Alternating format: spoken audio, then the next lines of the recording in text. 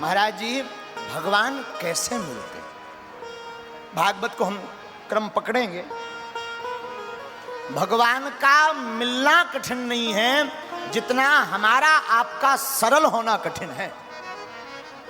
हाँ, याद रखिएगा, भगवान का मिलना कठिन नहीं है, हमारा आपका सरल होना बहुत कठिन है। तो याद रखना मेरे पागलों, भगवान प्रदर्शन का विषय नहीं है, भगवान दर्शन का विषय है। ठाकुर की तो भक्ति करो। और आप पूछोगे कि महाराज भक्ति कैसे होगी? गुरु ज्ञान, गुरु बिन होए ना ज्ञान, भेद बिन होए ना चोरी। गुरु के बिना ज्ञान मुश्किल है। जब तक किसी, हम एक बहुत सूत्र बहुत हर बार बोलते फिर बोलेंगे, अतिशोक्ति नहीं होगी। साधुओं, भागवत में एक कथा आती है गजग्राह की।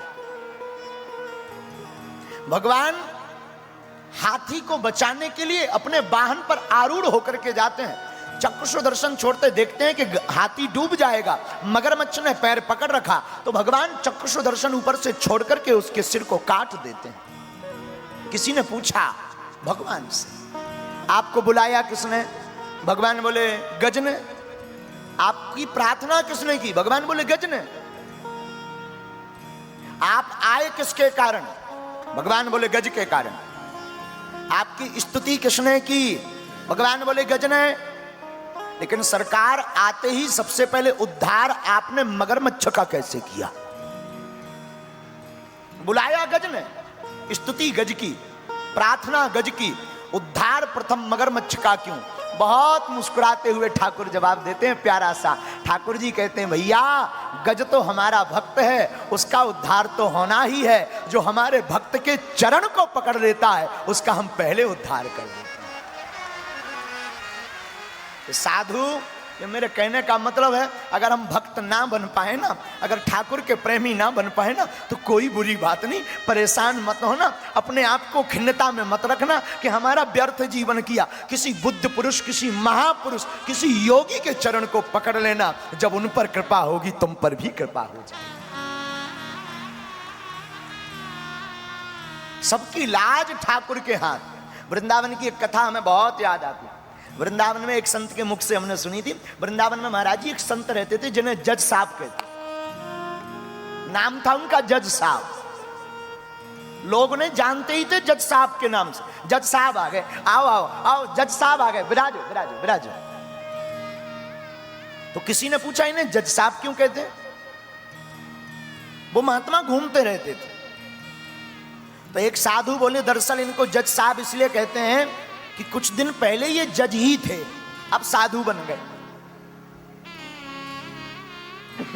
साधु कैसे बन गए? बोले क्या हुआ, दक्षिण भारत में एक गांव में एक कस्बा था, गांव नहीं कस्बा, एक कस्बे में एक अदालत थी छोटी, दक्षिण भारत में। दक्षिण भारत में एक स्थान है तिरुवल्लम, वहां पर एक छोटे से कस्बे में ये जज के रूप में पदस्थ थे। वहीं गांव में, एक बगल में गांव था कस्बा से लगा हुआ, गांव में एक रघुनाथ जी का मंदिर था। रघुनाथ जी के मंदिर में पुजारी जी रहते थे, एक भोला भक्त रहता था जिसका नाम ही था भोला भगत। उसको सब लोग भोला भगत कहते। उससे कोई कुछ पूछे कि भाई ये ऐसा कैसा, बोले रघुनाथ जी जाने। उससे कोई पूछे भाई गांव में तुमने किसी को देखा, तो कहते थे रघुनाथ जी जाने। सब बात रघुनाथ जी पर छोड़ देता। बड़ा अटूट निष्ठा। देखना, विश्वासम फलम दायकम। एक बार उस भोले भगत की बेटी की शादी का समय आया, तो दो बेटा थे एक बेटी। भोला नाम तो गांव वालों ने रख दिया था। तो बेटों ने कहा पिताजी बहन का विवाह करना है, संपत्ति है नहीं है, आप एक काम करो, गांव के नगर सेठ से उधार उठा लो, बाद में हम मेहनत करेंगे, मजदूरी करेंगे, चुका देंगे। ठीक है। गांव के अमीर सेठ से पुराना जमाना 800 रुपया उधार लिए, उधारी पर, और चुकाने की बात तय हुई।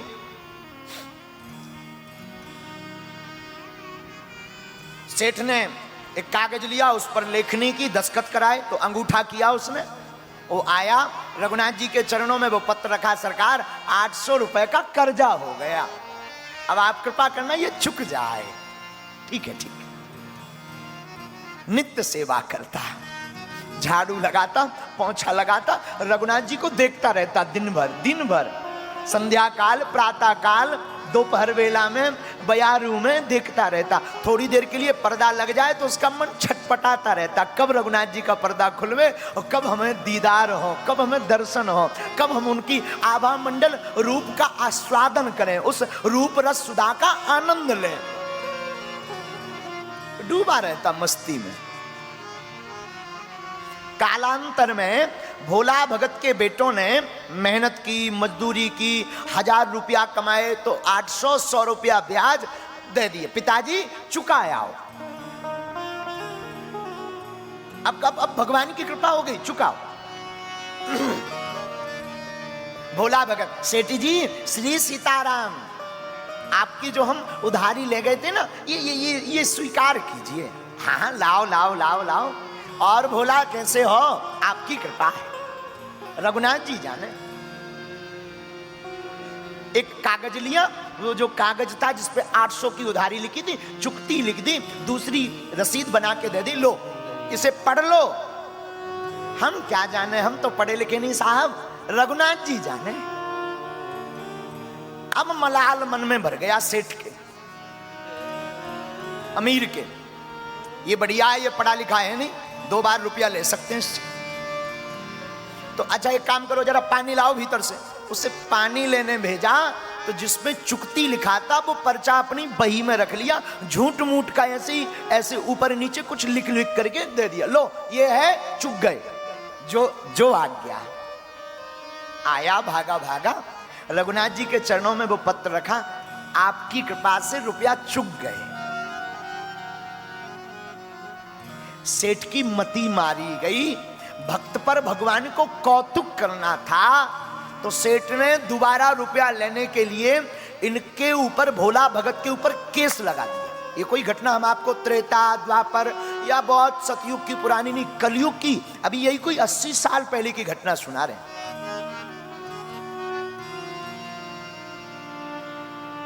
और वो केस इन्हीं जज साहब की अदालत में गया। तो जज साहब ने बुलवाया, तो अदालत में वह भोला भगत हाजिर हुआ। भोला भगत हाजिर हुआ तो जज साहब ने पूछा, क्यों भाई, आपने सेठ जी के रुपया लिए? जी सरकार, जी हुजूर, हमने रुपया लिए। अच्छा, तो आपने चुकाए नहीं? सरकार, हमने चुका दिए, ब्याज सहित, सूद सहित चुका दिए। लेकिन सेठ जी ने तो अपने वकील से कहलवाया कि आपने रुपया नहीं दिए। अच्छा एक बात बताओ, भोला भगत रोने लगा, सरकार हमने तो चुकाए हैं। चलो चलो रो मत, आपने जब रुपया दिए तब कोई वहां था तीसरा? बोले हुजूर और तो कोई ना नहीं था, रघुनाथ जी और हमारे और सेठ जी के अलावा कोई चौथा नहीं था। जज साहब को लगा रघुनाथ जी कोई गांव का आदमी है, तो गरीब दशा देखकर, शरीर की दशा देखकर, अच्छा ठीक है तुम जाओ, दोबारा फिर गवाही होगी, फिर आना। तो अपने ही रुपयों से जज साहब ने एक संबंध निकाला रघुनाथ जी के नाम से। डाकिया संबंध लेकर के गांव में आया। अब भगवान की ऐसी कृपा कि उस गांव में रघुनाथ नाम का कोई व्यक्ति नहीं। तो किसी ने कहा कि यहां पर रघुनाथ नाम से तो कोई नहीं रहता, पर रघुनाथ जी का एक मंदिर है। तो वो पत्र पहुंचाने वाले ने कहा कि वही मंदिर ही बताओ, वहीं दे आए। मंदिर में पुजारी जी बाहर बैठे बैठे सीताराम सीताराम सीताराम सीताराम जप रहे थे, बड़े भावपूर्वक सीताराम नाम का कीर्तन कर रहे थे। तो कहा कि रघुनाथ जी का मंदिर यही है? पुजारी जी ने कहा हाँ मंदिर तो यही है, ये संबंध आया है, हस्ताक्षर करो। अब पुजारी जी ने सोचा कि जब भगवान ने संबंध बुला ही लिया तो हम क्यों रोड़ा बने। उन्होंने लिए सो हस्ताक्षर कर दिए। उन्होंने लिया सो राम जी के चरणों में संबंध रख दिया। राम जी की तरफ देख के बोले, सरकार आज तक फूल माला पुष्प वस्त्र बहुत आए आपके पास, संबंध पहली बार आया होगा, इसे भी स्वीकार करो। और संबंध को जैसे ही रखा तो बाद में के उस केवट भोला से पूछा कि भाई भोला एक बात बताओ, तुमने रघुनाथ जी का नाम क्यों लिखवाया? तो भोला भगत बोला, हमारा इनके अलावा है कौन, हम किनका नाम लिखवाएं। अब तो आंखें भर आई भोला की। भोला को पूरी बात पता लगी, पुजारी जी को पता लगी, तो संबंध में लिखा था अमुक तारीख को उपस्थित होना है। अब तो हाथ जोड़कर भोला रोने लगा, प्रभु की तरफ देखे, हरि बिना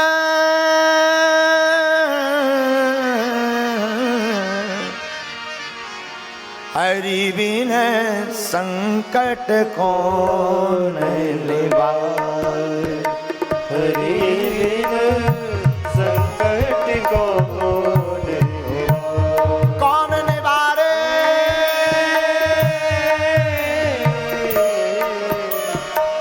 कौन निवारे,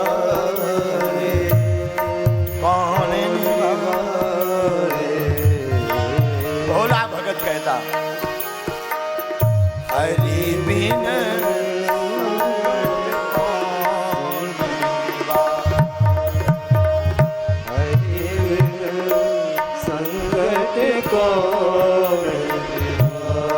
हे रघुनाथ जी, साधनहीन मलिन दीन में, साधन